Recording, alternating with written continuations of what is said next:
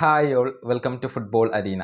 ഇന്നലെ നടന്ന El Clasico പോരാട്ടത്തിൽ എതിരില്ലാത്ത 2 ഗോളുകൾക്ക് റയലിനെ തോൽപ്പിച്ചുകൊണ്ട് ലാലിഗ കിരീടം സ്വന്തമാക്കാൻ FC ബാഴ്സലോണയ്ക്ക് കഴിഞ്ഞിരുന്നു. മാർക്കസ് റാഷ്ഫോർഡ്, ഫെറാൻ ടോറസ് എന്നിവരാണ് ഗോളുകൾ നേടിയത്.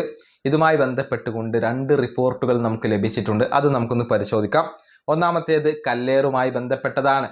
അതായത് റയൽ മാഡ്രിഡിന്റെ ബസ്സിന് ബാഴ്സ ആരാധകരിൽ നിന്നും കല്ലേറും അതുപോലെ തന്നെ മറ്റു ഏറുകളും ഒക്കെ ലഭിച്ചിട്ടുണ്ട്. അതോടൊപ്പം എടുത്തു പറയേണ്ട കാര്യം, റയലിന്റെ ബസ്സാണ് എന്ന് തെറ്റിദ്ധരിച്ചുകൊണ്ട് ബാഴ്സയുടെ ബസ്സിനും സ്വന്തം ആരാധകരിൽ നിന്നും ആക്രമണങ്ങൾ നേരിടേണ്ടി വന്നു എന്നുള്ളതാണ്. മാർക്കയാണ് ഇക്കാര്യം റിപ്പോർട്ട് ചെയ്തിട്ടുള്ളത്. അതായത് ബസ്സിന് നേരെ ബാഴ്സ ആരാധകരിൽ തന്നെ ചിലർ കല്ലേറ് നടത്തി എന്നാണ് അറിയാൻ സാധിക്കുന്നത്. പിന്നീടാണ് അവർക്ക് അത് മനസ്സിലായത് തങ്ങളുടെ സ്വന്തം ടീമിന്റെ ബസ്സായിരുന്നു എന്നുള്ളത്. അതിനുശേഷമാണ് റയലിന്റെ ബസ്സിനെതിരെ ഇത്തരത്തിലുള്ള ആക്രമണം ഉണ്ടായിട്ടുള്ളത്. അത് മാർക്കയാണ് റിപ്പോർട്ട് ചെയ്തിട്ടുള്ളത്. ഇനി കിലിയൻ എംബപ്പയുമായി ബന്ധപ്പെട്ട ഒരു വിഷയം ഇപ്പോൾ ഒണ്ട സെറോ റിപ്പോർട്ട് ചെയ്തിട്ടുണ്ട്.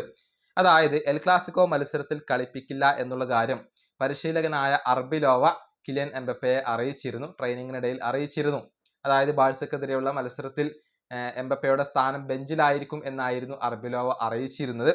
ഇതിന് പിന്നാലെ 5 മിനിറ്റിന് ശേഷം കിലിയൻ എംബപ്പെ പരിക്ക് അഭിനയിച്ചുകൊണ്ട് ട്രെയിനിങ് വിട്ടു എന്നാണ് ഈ സ്പാനിഷ് മാധ്യമം കണ്ടെത്തിയിട്ടുള്ളത്. അതായത് തനിക്ക് അസ്വസ്ഥതയുണ്ട് എന്ന് പറഞ്ഞുകൊണ്ട് കിലിയൻ എംബപ്പെ ട്രെയിനിങ് അവസാനിപ്പിക്കുകയായിരുന്നു. അത് എല്ലാവരെയും അമ്പരപ്പിച്ച് കളഞ്ഞു എന്നുകൂടി ഇപ്പോൾ ഈ സ്പാനിഷ് മാധ്യമം റിപ്പോർട്ട് ചെയ്യുന്നു.